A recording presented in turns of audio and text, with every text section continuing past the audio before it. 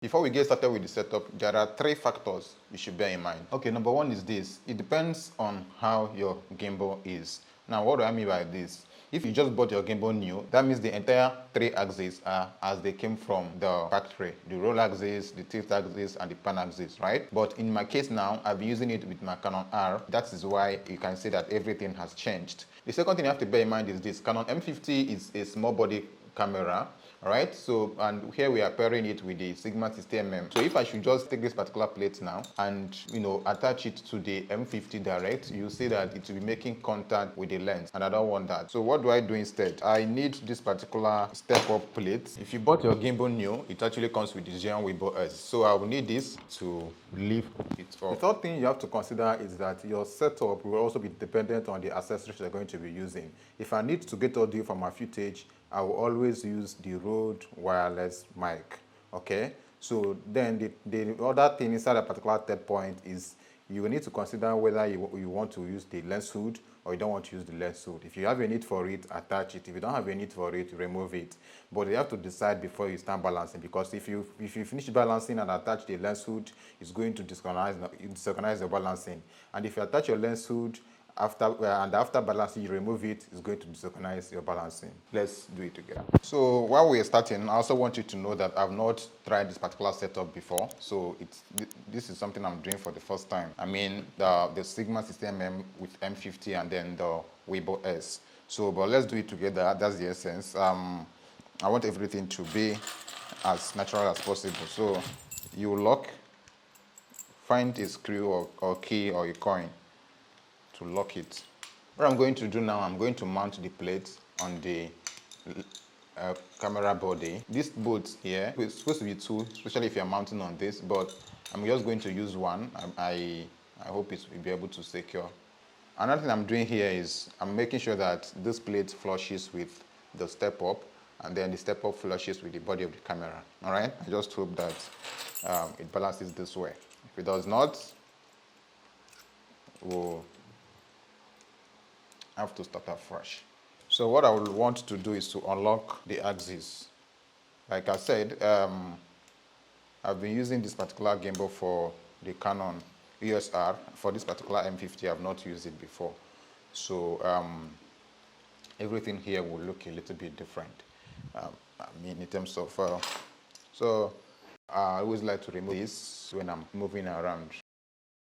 Then we are going to mount this plate on this. See this here? You have to push it. Then tighten. So, yeah.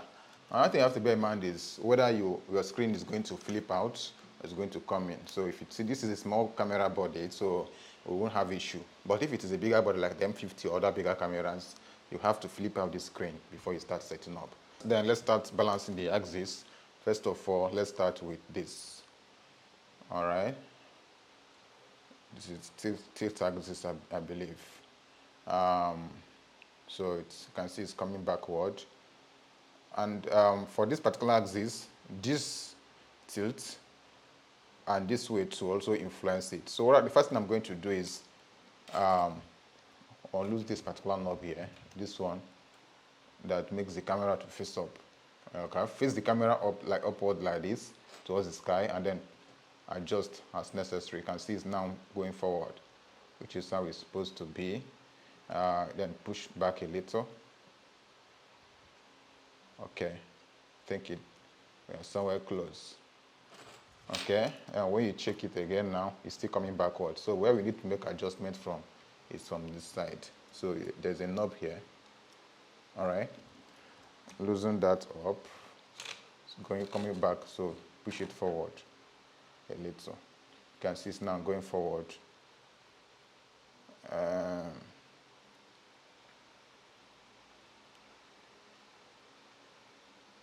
Okay, I think it's a little bit there now. If you check it, once the axis balances, anywhere you leave it to remain there. Okay, so we have to come back here to this axis. You can see that because I made adjustment here, this one also has already been influenced. So what I need to do now is, this one is going forward, so loosen this and bring it back a little. So I think it's a bit balanced now, a little bit. So,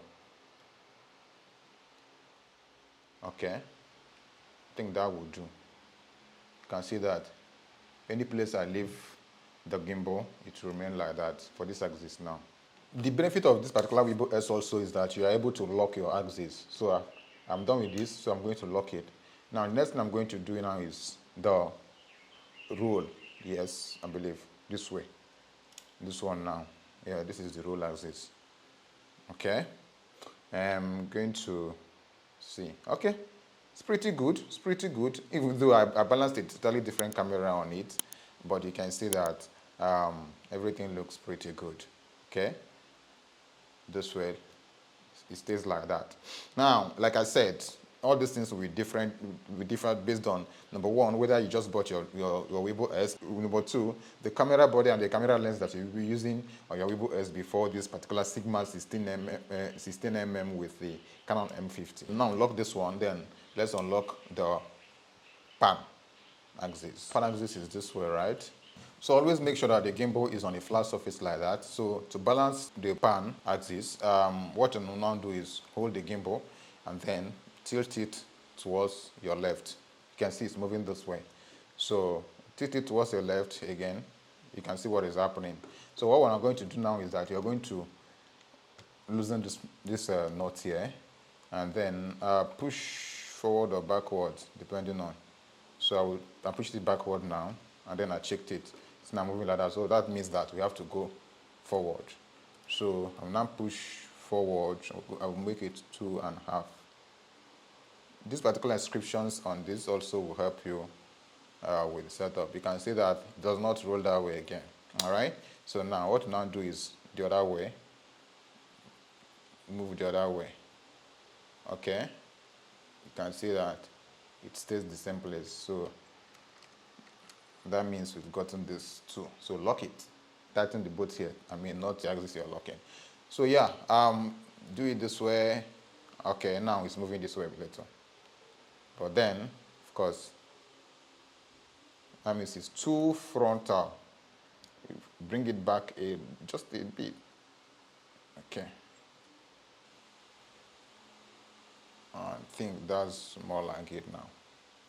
Okay, that's it. So the three axes, pan, roll, and tilt, they are all balanced. All right, so unlock the three axes now. All right, so now what we're going to do now is turn on your gimbal. Then, right now, this particular gimbal is vibrating, and the way to stop it that is we have to do the auto calibration. So to do your auto calibration on this particular wheel, click the one below, and then you will see the motto. The motto is highlighted. Then click on the right arrow. You see auto. Click on right arrow again, and then you see the auto tune to start dancing. Then we just do check OK. Then press the center button to OK it. And with that, the gimbal is all balanced.